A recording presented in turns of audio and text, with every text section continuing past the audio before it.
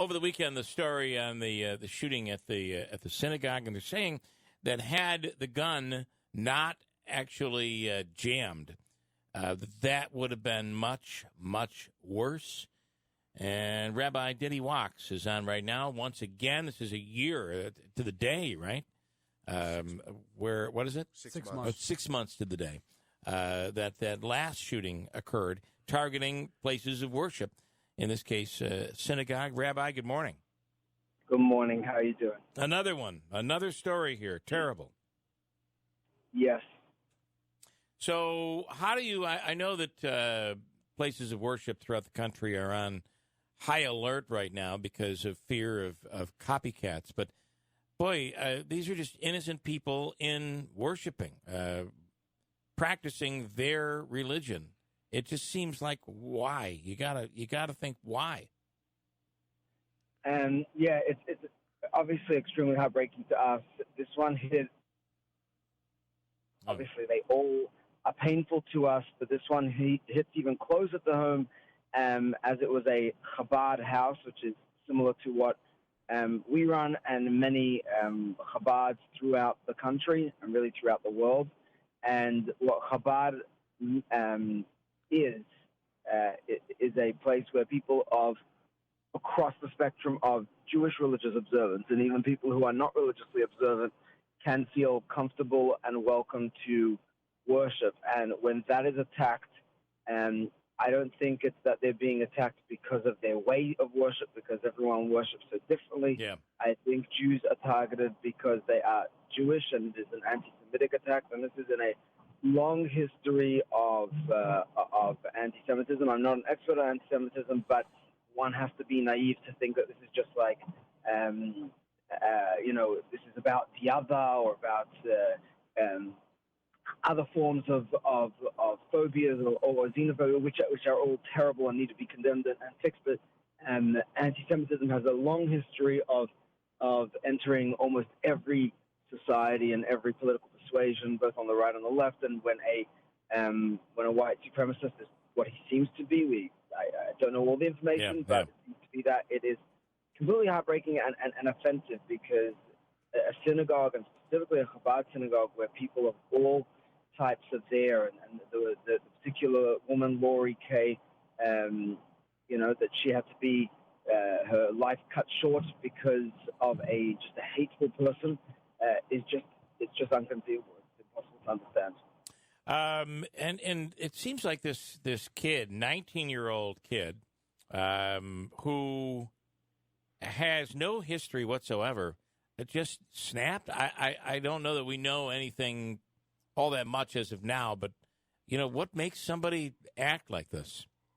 I'm not a psychologist, psychiatrist, or any of those, but that is particularly frightening, because it doesn't, if we had to take, like I said, Chabad is one of perhaps the most ubiquitous, definitely Jewish religious organization in the world, possibly.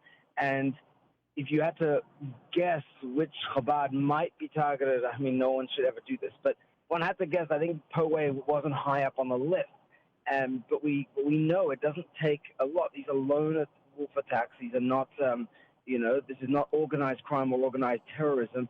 And all you need is one person who has anti-Semitic views, which unfortunately, according to polls, are quite prevalent. Yeah. And then you need one to take it a step further and a few steps further, have a gun, want to kill, be hateful, which unfortunately we know from mass shootings exists as well. So it's a real mix of terrible different forces coming together. And it does put us at our knees. I'm not going to say we're in trepidation and scared to walk out of a house. I'm not going to, and we won't allow ourselves to ever be scared like that. And it has meant a lot that people in the community, came out. People have come to visit us, and even right after the shooting, we had a few people, because it was the holiday. It was Shabbat, so we don't actually we don't use electricity on Sabbath. So we didn't even know it happened until sundown on Saturday evening, although Vic Perlman from the JCC and another friend came over at some point to inform us about what had happened. Yeah. So we feel embraced by the community, by the surroundings, et cetera, but it can unfortunately, theoretically, be something that happens anywhere because of what it takes, and that's what's so scary. And we're a big country. There's a lot of people, but it takes just a few bad people to do terrible things. This kid, 19 years old, no history of any criminal activity, apparently had to be harboring anti-Semitic views. So then snaps. It almost always seems that we end up with some sort of mental illness, because how else could you perform such an act? Goes in. The gun ends up jamming, which saved lives. Otherwise, no one probably would have survived that. This woman jumped in front of the rabbi. Her name is Lori Kay. She is the deceased in this shooting. Pretty amazing that she would have jumped in front of the rabbi, between the shooter and the rabbi, to save his life.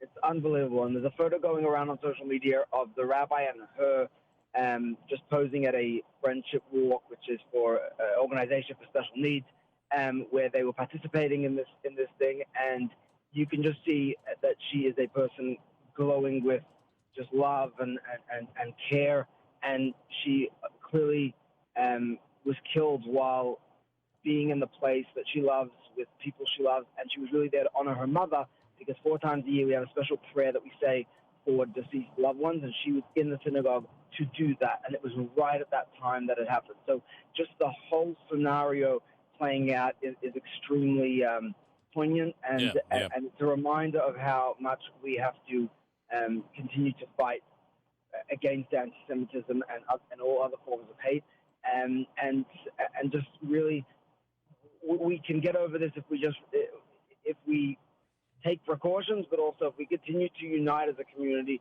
and don't allow things to unfortunately continually divide us, and not politicize everything, and not and there shouldn't be a moment for taking sides. It's about making sure that anti-Semitism on every side of the spectrum is eliminated, condemned, et cetera. I do find that when these terrible things happen, it does seem to bring people together of all faiths, to communicate, to talk, I know that there's been plenty of things that have been done right here in the Utica, Rome area, which I think does ultimately make things better, right? Yes. I mean, I just want to make one point that some people have noted. They said, 6 months ago there was the worst shooting in American history against a Jewish institution, and that was obviously the Pittsburgh attacks. And this one, relative in size, although you can't, every soul, according to Talmud, every life is an entire world, so you can't really compare 10 and 1. It's all big human lives that are infinite of importance, but nevertheless, there was one casualty, and as you mentioned correctly, the gun was jammed. And so I believe we need to make the biggest issue out of this one, because this was the intention was to cause as much havoc as possible. Thank God, and thank the courage of people there for getting in the way, and then the jamming of the gun, that it stopped. But we need to treat this as if many people could have been killed, and take the lessons, so we don't need to learn the lesson, because unfortunately we have a habit of only learning lessons when it's too late. And the hateful rhetoric coming from different corners, I'm not going to get into politics, but we need to really stop it. There was even the timing couldn't have been worse, but there was a blatantly anti-Semitic, this is blatant, I think people on all sides agree with this, a blatantly anti-Semitic comic in the New York Times, a cartoon in the New York Times, which heralds itself being a place of anti-hate. They've apologized even, so there's an admission of guilt, so I don't think I'm accusing anyone of anything that they don't agree with, but this is the New York Times, and we are living in such a time, and so I think we have to have a zero tolerance for hate. The oldest kind of hate that we know is anti-Semitism, and it continues to rear its ugly head in every form, and just because not every person is going to get up with a gun and kill people, many words, many actions, many attitudes eventually culminate in someone horrible doing something. There was another hero in this tragedy. It was a U.S. Army veteran, a guy by the name of Oscar Stewart, a 51-year-old, who ended up, after the gun jammed, charging the 19-year-old, chasing him out. He then took off and then called police and turned himself in. So we have someone we're going to be able to interview. What do you want to learn? How much do we need to learn from this kid as to why? What was he thinking? What are his inner thoughts? Or are we just do we quietly learn and keep everything quiet because we don't want to give attention? Clearly, he wants notoriety. Yes, I'm torn about that. And again, I'm not an expert in law enforcement or psychology. I'm not an expert in any of those things. I'm just a simple rabbi. But I will say that every child has parents. Every child has teachers. Now, there are people who are just trouble. But I don't believe, I'm always scared of just saying, oh, well, it was just mental health. Right. Nothing's just mental health. And we need to ask ourselves, how does someone view Jews so negatively, especially, and I have personal experiences where people have told me things about, we thought all Jews were this or that, and they've never met Jews. Right. I'm the first Jew they've met. And so when we see people in the store, and I've mentioned this before on this program, when I see people with their children who are curious in the bowling alley, wherever we are with my children, we wear yarmulkes, we wear the tzitzit hanging down, so we look, a little bit curious. And instead of taking, and I understand there are, you don't want to be too overbearing, you don't want to ask questions, and I get it, you don't have to get into a conversation every time, but take the opportunity to teach your kids, yes, they're different, and they're totally fine people as far as we know, and they're not necessarily criminals, and they're not, and we have to take, and I'm more aware of it because I know how people view us, so I try to be aware when we see other people, but we have an opportunity to educate our kids from a very young age that just because people look different, and they are not dangerous. And so to me, the most heartwarming thing was yesterday a fellow came with a few children from Utica who are from their parents were refugees. Some of them were refugees. And they came over, and there was two Muslim kids, one Christian kid. I don't remember the exact makeup.